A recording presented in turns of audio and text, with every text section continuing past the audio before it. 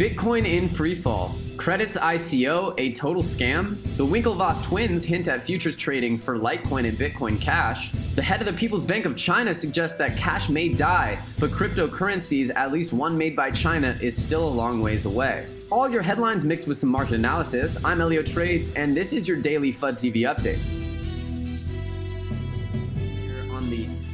That's it, just hopping in right now on CoinMarketCap. We can see that everything is pretty much in the red, and we have tumbled significantly down from the highs of yesterday. As we can see, let's look right now at the 7-day chart, and we can just see that for the last 7 days, it has just been little drops with bigger drops and so on and so forth. It seems to be as though we're hitting a little bit of resistance here as we approach this $350 billion mark. Hopefully we don't go below that, but of course understand that we did bottom out in February this month, or last month rather, on February 6th. Obviously, we're here on March 9th, so a little over a month ago, we hit rock bottom here at 270 something, 79 billion or something around there. We're not too far from there, okay? So we're coming down here. If we start penetrating below the $350 billion mark, then our next lines of resistance are here on at 349, 350, and then we get again a little bit lower here at 338.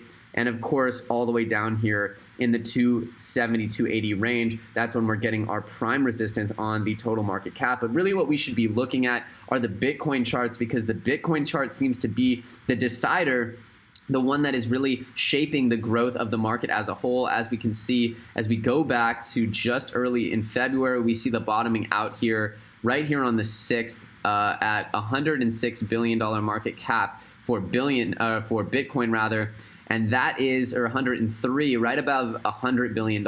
And so as you can see here, we're still sitting here at about $150 billion. That would mean that we could still drop another 30% before we get to this mark. And it's really this Bitcoin chart that's been ebbing and flowing. We can see that it's the 12K resistance that keeps sending us back down. 12K resistance that keeps sending us back down. We can't get above it. And so, you know, the goal here is collectively as a team to get above 12K on the Bitcoin chart, which will collectively lead to a little bit more of a breakout on that chart and hopefully some market growth as a whole, getting some money back into these altcoins. Now for some headlines. The government of China's central bank has admitted that physical cash may become obsolete, but has stayed on the course, the party line, that there will not be a national cryptocurrency for China anytime soon. The main thing is that they want to prevent mistakes that would lead to essentially irreparable losses. They don't want to create a coin that somehow halves in value one day and all of a sudden all their citizens are owning it and have just been affected traumatically by this delusion that everyone's going to get rich off crypto. They believe that there's a false impression in the market that crypto will make you rich, and that this speculation and this risk is too much for them to bear at a national level. We'll see. Obviously, we do believe that fiat will continue in various forms for quite a while, and that pegged cryptocurrencies or more stable crypto virtual assets that aren't sort of as volatile as these fixed supply cryptos that we've been using, those might come to sort of occupy an interesting place in society, as inflationary currencies have been in use for a long time and will probably continue to be used in a large variety of ways,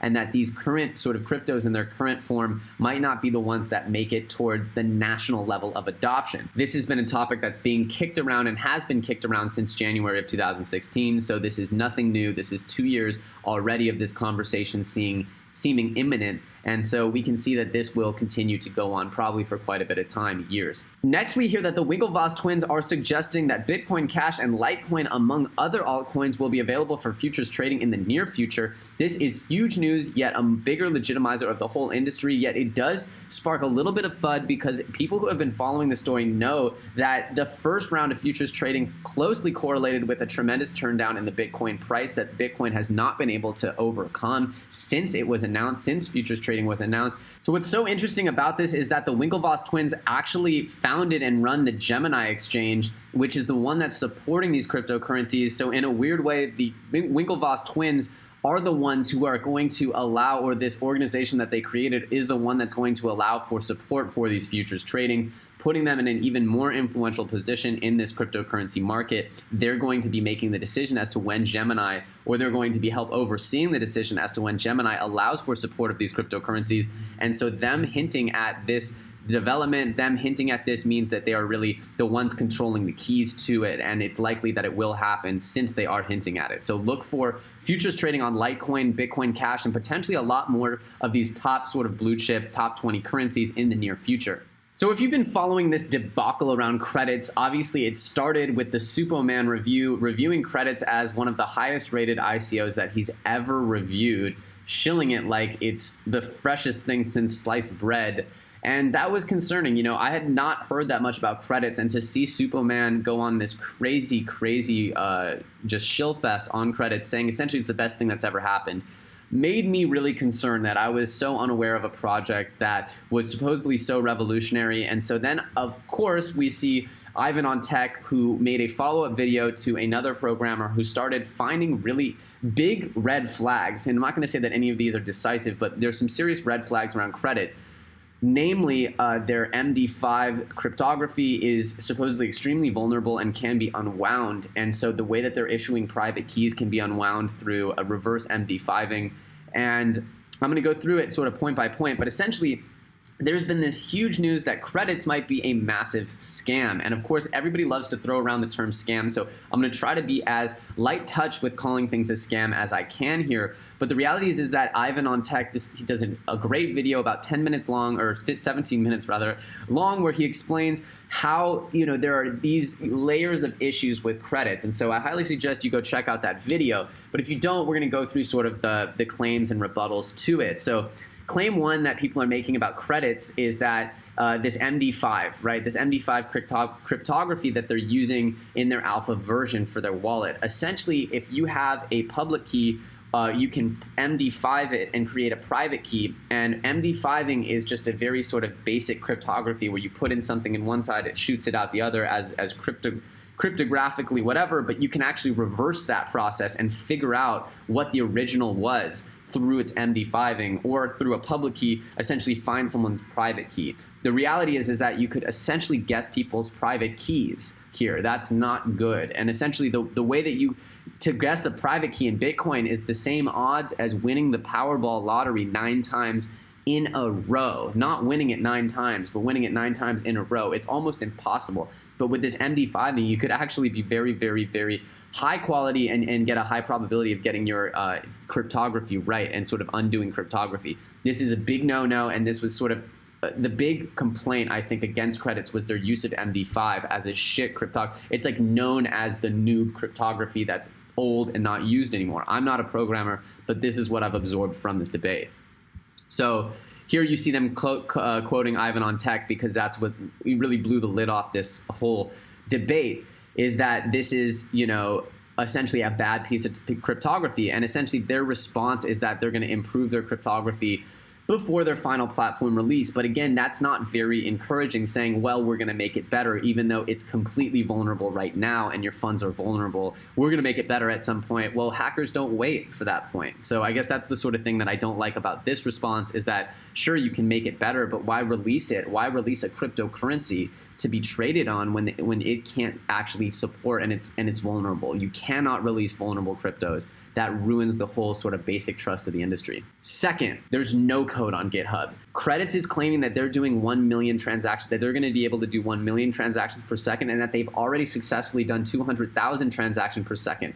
Just so you guys have some sense of scale here, Visa only does 24,000 transactions per second on a centralized server that we can assume is well paid for, because it's Visa, y'all. Visa has the money to create these really intense high processing servers, and to not do it decentralized makes it way easier and way faster, makes the tech easier to execute. So the fact that they don't have any code supporting their, I don't want to call it outlandish, but it's almost outlandish, their claims of what they can do. They're essentially saying that their tech blows out of the water EOS, Ethereum, Bitcoin, Cardano, every Litecoin, even Ripple, Stellar. They're essentially saying that their tech is way better, but they can't show it. There's literally no evidence of it, but they're saying their tech's way better. So credits is now apparently not able to show its code, and that they're saying that they should have their code by end of March. Honestly, this reminds me of the whole debacle around Verge and the Wraith protocol.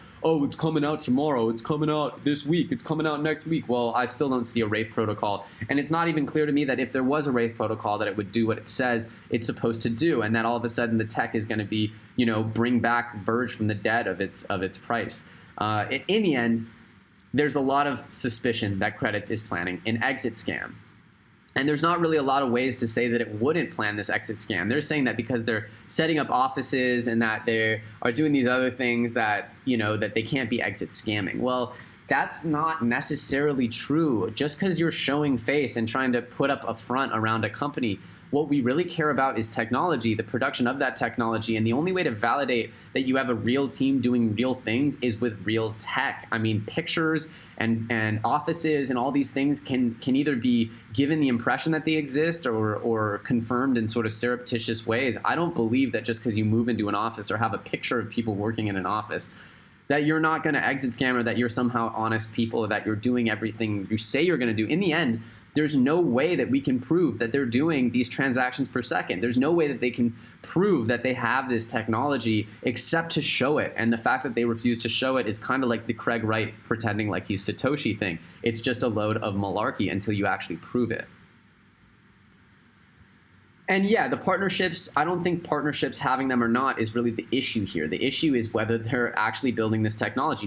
There's not a ton of partnerships for some leading blockchains that people are very excited about, but we know that given the totality of the evidence that they have and their source code and all these other things, that they are real projects, because that code, that source code, is the grand totality of contribution from these teams. In the end, it's the code that they're creating that is this powerful asset. It is not their offices, it is not their partnerships, it is their code and their technology that is their biggest asset. So if what they're saying is their code and their technology blows everyone away, but they can't show it, and now there's all these vulnerabilities on the basic shit like private keys, to me that is a very big sign that this project has red flags. Of course, like I'm saying, I'm regurgitating these red flags that have been brought up by Ivan on Tech and these other people. So I'm just trying to summarize this debate for you guys so you understand what the sort of issues were around Credits. Of course, Suppoman, the Suppo scam, I don't know if this is a scam, but obviously there's been all this rumors about Suppoman essentially being a paid shill for everything. And the fact that he came out and did this review, it was probably the first episode of Suppoman I ever watched, and it was a couple weeks ago or a week ago, and it was about how Credits is literally the best thing since sliced bread. And the whole thing just seemed way, way, way wrong. From the Suppoman and his funny, ridiculous isms that make me honestly never want to watch this channel again, to all of a sudden hearing about this coin that's supposedly doing 100 times in transactions what or 200 times in transactions what Neo is claiming it can do right now, and 1,000 times in transactions what Ethereum's doing. I mean, it's just absurd. It's just absurd. And so now the fact that there's no code and that there's this scammy issue with the cryptography, it just takes a lot of this, a lot of the confidence, and it takes it out, deflates the project. And so they're saying that they've already done 300 they're saying their alpha can do 300 transactions per second, and their mainnet will be doing 1 million. And people are just saying that this is total BS. And so they're saying they will release a video evidence. It's like by end of March. Why wouldn't they just release it now? They're saying their alpha can do it already. Just release it. How long does it take me to make a video? You guys see me making multiple videos each and every day. I make, edit, make art for them, and publish them in a few minutes. So I know how easy it is to get a video out. The reality is the proof is in the pudding. And right now, Credits, there's no pudding here. There's just lots of talk, and right now it's starting to smell worse and worse and worse. And people think Suppoman supporting it makes it a scam. Off the bat, this project is something that I will be staying way, way away from until some of this dust settles and we start to see some proof that Credits is doing half of the stuff that they said they were going to do. Right now, that's not been proven, and there's a lot of FUD, a lot of misinformation around this project, so I will be staying way, way, way away. Well, if you enjoyed today's FUD TV update, please like, comment, subscribe below. Turn on those bell notifications because we make multiple cryptocurrency videos each and every day. We're trying to bring you the newest and truest, bring you news that maybe isn't the top front page, but is making interesting waves in the community, and trying to give you a deeper, more robust understanding of what's happening behind the scenes in crypto so that you can make great decisions in your own personal portfolios. Please remember, we're not financial advisors. This is just information and entertainment shared by your fellow friends at FUD here on the internet. We want you to always do your own research and get more comfortable doing that. That's why we show our research processes. We don't try to make decisions for you. We try to show you how we think. If you enjoyed it, please like, comment, subscribe below. It means the world to us seeing those numbers go up. It makes us understand what you value as viewers, and it makes YouTube understand what you value as viewers as well. So thanks again. Thanks so much. We'll see you very soon on another episode of FUD TV. I'm Elio Trades. It's been a pleasure, and I'll see you then.